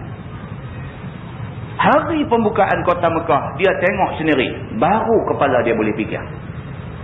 Bila dia tengok Nabi masuk dalam kota Mekah, setitik darah pun tak tumpah. Bahkan orang-orang yang kuat menentang Nabi pada hari Nabi masuk Mekah tu, orang-orang yang kuat menentang Nabi ni pakat lari balik menyorok di rumah. Nabi SAW bangkit bagi ucapan aja. Satu senjata pun tak keluar, titik darah pun tak jatuh. Nabi SAW bangkit bagi ucapan. Nabi kata, mailah semua penduduk Mekah, yang semua pun bukan orang lain. Dia kata, adik-adik beradik aku belakang, mai semua dengar aku nak cakap. Keluar main nyong sorang keluar menyorok balik belakang orang tu, menyorok balik belakang orang ni. Nabi nampak muka-muka hadut lawan dia kuat hari tu ni, semua main duk menyorok muka di depan dia. Nabi kata dekat mereka, Nabi kata, apakah pandangan kamu terhadap aku? Agak-agak kamu, apa aku nak buat dekat kamu pada hari ini? Nabi kata macam tu. Agak-agak hampa, aku nak buat apa kat hampa hari ini? Jawab Abu Sufyan dan sebagainya, semua pembesar-pembesar Quraisy yang selama ni depa ni lah yang menjadi kepala, yang mencerca, menghina dan memberi satu gambaran buruk kepada Nabi SAW. Bangkit depa ni semua, depa kata kamu orang yang baik-baik, anak orang yang baik-baik. Pasti kamu tidak akan buat satu tindakan dan keputusan melainkan tindakan dan keputusan itu hanyalah yang baik-baik. Oh, Jack Nabi. Dia tahu dah, hari ni kita nanya lah, kita kenal dah trik ni. Bila Nabi kata agak-agak hampa, apa aku nak buat kat hampa? Cik, bangkit, jawab macam tu. Hang orang baik. Anak beranak orang yang baik-baik. Kami bukan tak kenal hang, kami kenal hang, keturunan hang semua kami kenal. Memang hang orang yang baik-baik. Maka sudah tentulah orang yang baik-baik tidak akan buat melainkan benda yang baik-baik. Nabi Muhammad senyum. Nabi Muhammad faham. Jangan duk ingat kata dia ni jenis betul-betul tak faham. Nabi faham. Nabi faham. Nabi biasa bawa balik daripada satu medan perang. Bawa balik harta ghanimah cukup banyak. Pagi esoknya sembahyang subuh penuh masjid. Ini ada hadis tentang, kita dah biasa baca mukadimah di mana dulu. Nabi balik daripada satu medan perang, harta rampasan cukup banyak. Pagi itu sembahyang subuh penuh sampai ke belakang. Nabi senyum pada awal dah. Cerdik tu kata cerdik. Tekilah ikan dia yang tahu dah. Sepat benua ke, sepat apa kalui ke apa, tahu dah. Tahu dah. Nabi kelak-kelak nak sembahyang subuh, tengok hari ni sampai belakang. Senyum Nabi ni. Tak apa. Nabi sembahyang dulu. Tak kata apa lagi. Sembahyang dulu, habis dah. Dia dah selesai sembahyang apa semua. Masing-masing tak balik, tak bergenyak. Duk tunggu semua. Nabi senyum lagi seorang-seorang dia. Nabi kata nakal tunggu puan-puan ni. Kemudian baru Nabi tanya. Kan? Nabi kata adakah hampa rasa bimbang? Takut-takut kalau hampa tak dapat habuan? Nabi kata senyum meleleh semua. Nabi kata tak usah bimbang lah. Masing-masing orang ada bahagian dia. Baru Nabi agih-agihkan benda. Cerdik. Tu kata cerdik. Dia tengok, dia tahu dah ni lagu ni jeng aku ni guni. Dia tahu dah, dia cerdik, dia tahu dah. Maka hari pembukaan kota Mekah, Nabi tahu dah bila depa ni jeng dia tahu dah. Ni semua ni pasal tak upaya dah nak buat macam mana. Bukan mengakulah kata kamu orang baik, keturunan baik dan sebagainya. Nabi kata tak apalah, aku bebaskan kamu semua. Bila Nabi kata lagu tu, rupa-rupanya apa yang Nabi kata tu memberi satu impact yang cukup kuat dalam diri semua orang ada pada masa tu. Sepatutnya bila dia berkuasa, inilah masa nak tunjuk power. Masa inilah nak ambil tindakan dekat siapa pun. This is the time. Tapi Nabi SAW dah dapat dah time tu. Nabi ampunkan, Nabi bagi kemaafan kepada semua orang. Orang yang paling kuat adalah orang yang tak balas kejahatan orang dekat dia sewaktu dia boleh balas kejahatan itu. Kalau waktu tak boleh balai, tak ada apa-apa. Aku saja, aku tak buat dia. Tapi memang tak boleh buat pun. Itu tak ada guna. Ni boleh buat. Kalau nak buat, dia memang mempunyai capability untuk buat. Tapi dia tak buat benda tu. Dia maafkan orang-orang yang buat salah dekat dia. Ini orang cukup kuat. Kuat jiwa dia kuat. Ikrimah anak Abu Jahal. Bila tengok-tengok macam tu, dia pun orang cerdik. Bila tengok-tengok macam tu, dia kata hebat yang kata Nabi Muhammad ni. Tak seburuk yang orang duk habang kat aku, dia kata. Orang duk cerita ni tak ada baik dekat Nabi Muhammad ni. Kalau ini Nabi Muhammad, ini manusia paling baik. Dia pergi jumpa Nabi SAW. Anak Abu Jahal, Nabi kenal dia. Dia mai jumpa Nabi. Dia kata, ya Rasulullah, aslimni ya Rasulullah. Masuk Islam. Nabi punya seronok, Allah yang mengetahui. Anak kepada satu tokoh yang kuat menentang dia, anak Abu Jahal tiba-tiba mai surrender depan Nabi, depan Allah Subhanahu wa taala, surrender diri dia nak jadi orang Islam. Nabi punya seronok sebab Islam Ikrimah ni boleh mempengaruhi orang ramai ada. Orang akan kata Ikrimah sudah masuk Islam. Seperti mana Umar Al-Khattab masuk Islam. Maka Nabi kata dekat dia, Nabi kata, wahai Ikrimah, minta apa saja. Aku akan minta kepada Allah supaya Allah makbulkan permintaan kamu. Nabi nak jadi garantor. Nabi nak jadi garantor. Bukan senang tuan-tuan nak cari garantor. Anak kita nak masuk universiti, nak cari garantor, nak cari penjamin, pakat lari semua. Mai jumpa kata ni, Ustaz nak minta tolong Ustaz jadi penjamin anak saya. Allah, saya minta maaf lah, saya duk sign pun dah banyak lah. Tak mahu, pasal apa kita tak tahu anak dia nak buat lagu mana itu. Takkah itu habis-habis dia tuang lari ke manakah, kita nak kena pergi mahkamah dia dulu bayang pula ganti rugi pasal dia cabut lari daripada agreement. Kita pun takut. Nak jadi garantor bukan senang. Kita jadi garantor orang pinjam duit bank, lepas tu bank duk ambil kita saja aja. Duit tak boleh, dapat gaduh lagi. Nak jadi garantor bukan senang. Nabi SAW jadi garantor dengan Allah untuk Ikrimah anak Abu Jahal. Nabi kata kat dia, kamu minta apa saja, aku akan jadi penjamin kamu kepada Allah Subhanahu Wa Taala. Apa yang kamu minta Allah akan makbulkan. Itu dia. Ikrimah kata apa? Dia kata, ya Rasulullah, aku tak mau apa. Aku nak satu aja. Kamu minta kepada Allah Subhanahu Wa Taala supaya Allah ampun aku. Kerana selama ni aku mencaci, aku memaki, aku menghina, aku buat macam-macam pada kamu.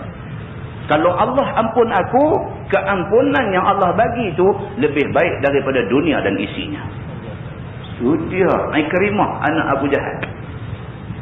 Lepas tu terus jadi orang kanan Nabi. Biasa sekali Nabi duduk berjalan dengan dia. Duduk berjalan dengan dia dalam satu kebun tamar. Tiba-tiba kasut Ikrimah ni tersadung pasiang. Pasiang tu perui di muka satu orang hak duduk di perdu pokok tamar. Tak sengaja tersepak pasiang, perut naik muka kau tu. Kau tu celak-celak mata tengok-tengok Ikrimah. Dia kata, celaka kamu, anak orang yang celaka. Orang Arab tuan-tuan. Kalau orang Melayu pun melenting marah boleh tahan. Arab bukan macam Melayu. Dia makan kambing hari-hari. Dia panas. Pasiang perut main muka dia. Celak-celak tengok-tengok Ikrimah. Dia kata, celaka kamu. Kamu anak orang yang celaka. Dia kata, anak Abu Jahal. Nabi duduk ada sebelah. Nabi terus buat jari dekat orang tu. Nabi kata, aku harap ini kali terakhir aku dengar benda ni keluar daripada mulut kamu. Nabi punya pertahan Ikrimah ni sampai macam tu. Dan Ikrimah ni kalau baca cerita dia menghafaz Quran. Kalau sekiranya dia tak ingat, dia suruh orang ikat dia. Dia duduk mencangkung macam tu, dia suruh orang ikat. Kalau dalam masyarakat Banjar, dia panggil pekung macam tu. Pukung, bukan pekung, pukung. Dia panggil pukung ni, dia berkas ni. Kaki duduk macam tu mencangkung tu, dia berkas daripada betih tu mai ke belakang ni, ikat dia.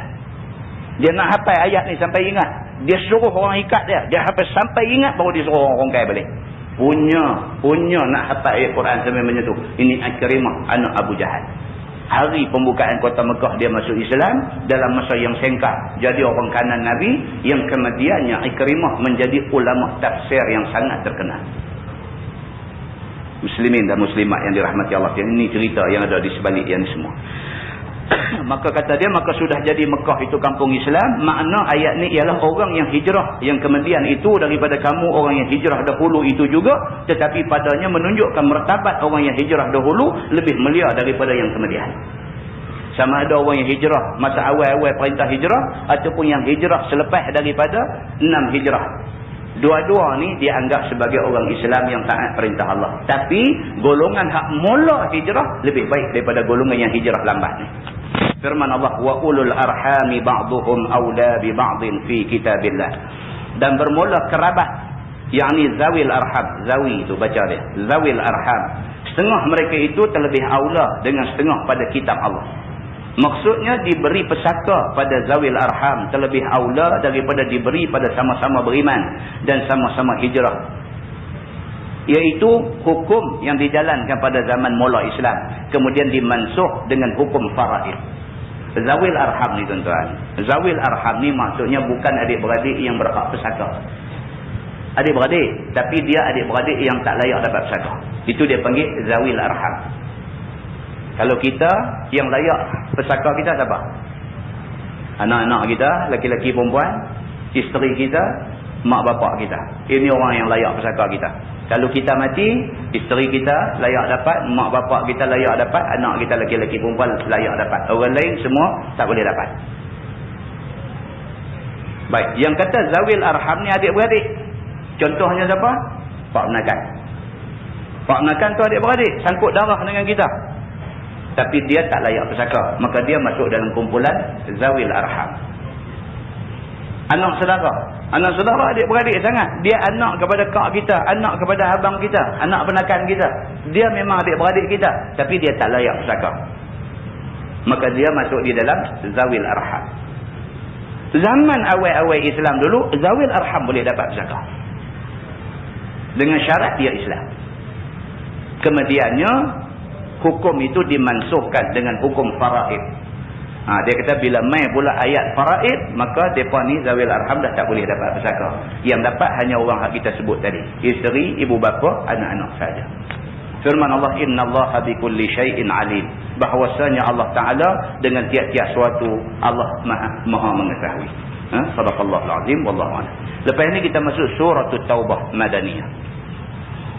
Surah Taubah Madaniyah, iaitu surah yang tidak dimulai dengan basmalah. Ini dia ada spesial sikit, dan dia akan terang dekat kita kenapa surah ini tidak dimulai dengan basmalah ataupun bismillahirrahmanirrahim. Kang Jaya telah penghatam tajuk hari ni. So kuliah yang akan datang insya-Allah kita akan baca jilid 9 ke? 9. Jilid 9. Sebab jilid 8 kita dah khatam di Kelang Lama.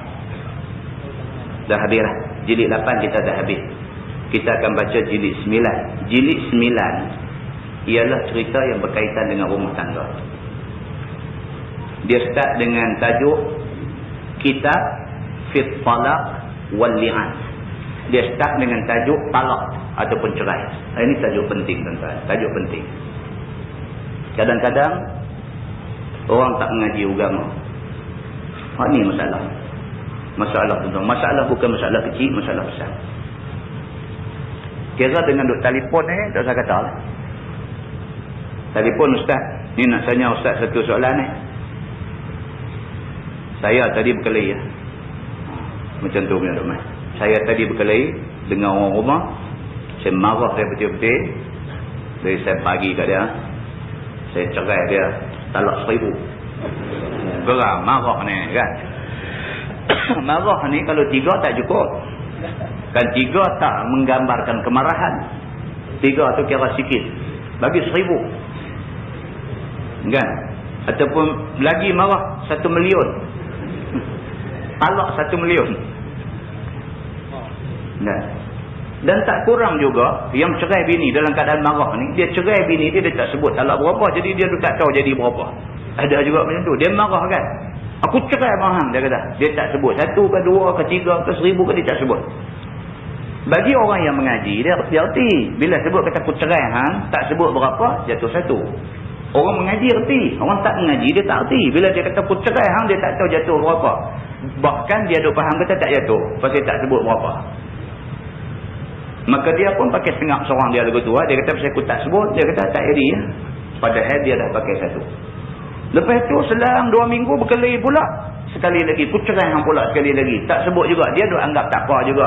Sedangkan di sisi Allah dah jadi 2. Begitulah seterusnya, dia pergi sampai bukan 3 kali, dia pergi sampai tak tahu berapa kali, sedangkan dia pun masih hidup sebagai suami isteri. Tuan-tuan bayangkan, selepas daripada 3, hubungan dia dengan isteri dia sudah jadi zina. Anak yang lahir anak zina. Anak zina dia tak berhak menjadi wali.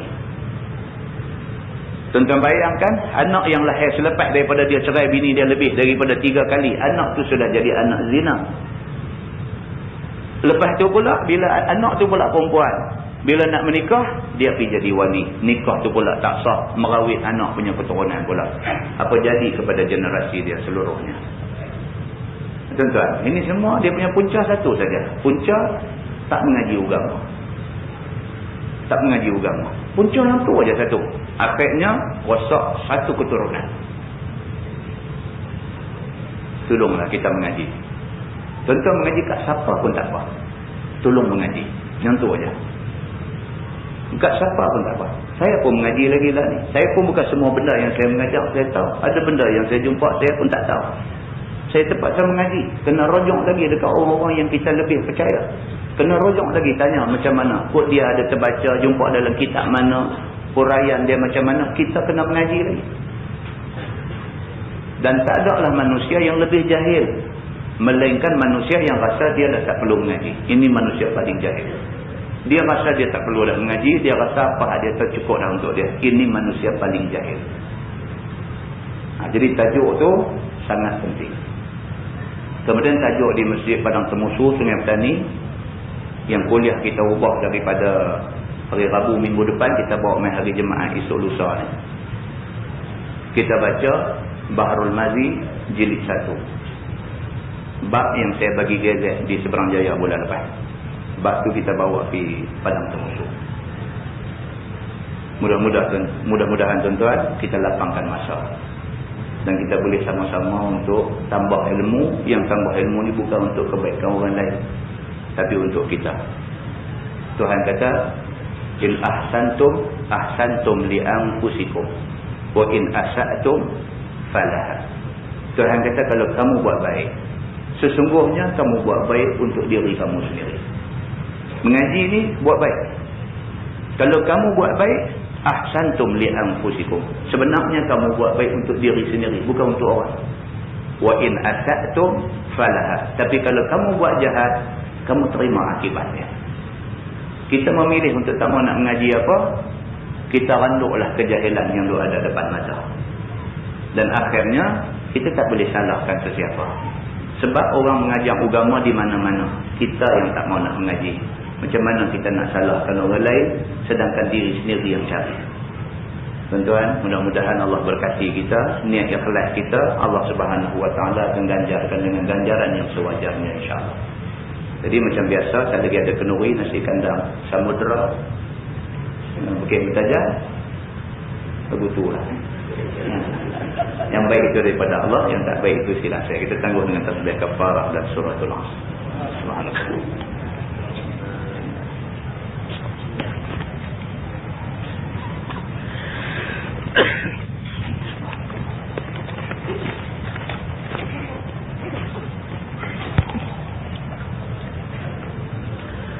اللهم صل على محمد في الأولين والآخرين وسلم رضي الله تبارك وتعالى عن ساداتنا أصحاب سيدنا رسول الله أجمعين. بسم الله الرحمن الرحيم. الحمد لله رب العالمين حمدا يوافي نعمه ويكافئ مزيده. يا ربنا لك الحمد كما ينبغي بجلال وجهك الكريم وعظيم سلطانك. رضينا بالله ربا وبالإسلام دينا وبمحمد نبيا ورسولا.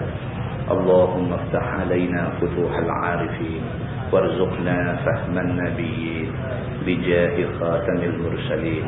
اللهم فقهنا في الدين وعلمنا التأويل واهدنا صراطك المستقيم. اللهم أرنا الحق حقا وارزقنا اتباعه وأرنا الباطل باطلا وارزقنا اجتنابه. اللهم اجعل جمعنا جمعا مرحوما وتفرقنا من بعده تفرقا معصوما. وصلى الله على محمد وعلى آله وصحبه وسلم والحمد لله رب العالمين. السلام عليكم.